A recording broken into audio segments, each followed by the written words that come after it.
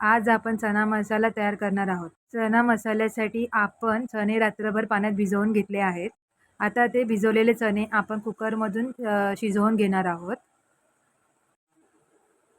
आता त्यामध्ये मी मीठ टाकून घेत आहे, चवीनुसार मीठ, हळद आणि पाणी।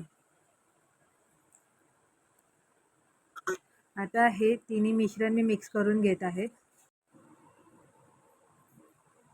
हे मिश्रण मिक्स करून झाल्यानंतर ना आपण आता ते शिजवून घेणार आहोत।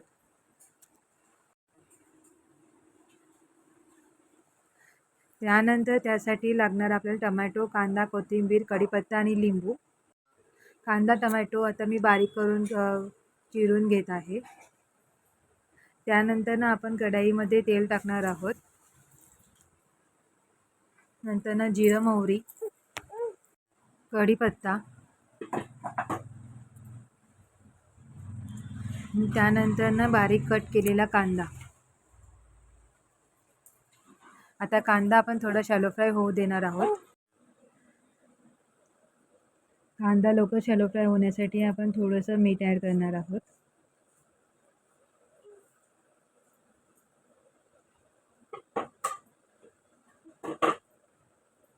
आणि आता आपण घरगुती मसाले ॲड करत आहोत। कांदा शॅलो फ्राय झाल्यावरती मसाले ॲड करणार आहोत। चटणी पावडर, छोले मसाला पावडर आणि हळद। आता हे मिश्रण मिक्स करून घेऊ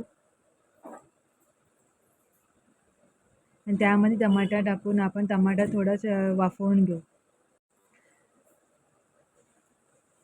आता टमाटा वाफवून झालाय, तुम्ही बघू शकता।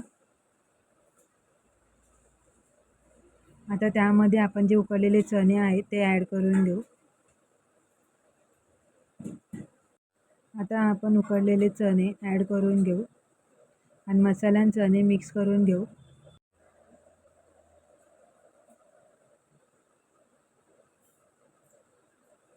आता लिंबू ॲड करून घेऊ आणि त्यानंतर ना कोथिंबीर ॲड करून घेऊ।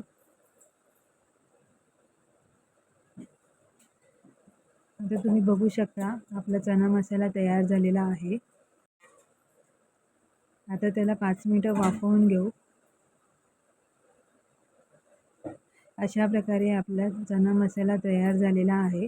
आता आपण एका बाउलमध्ये काढून घेऊया।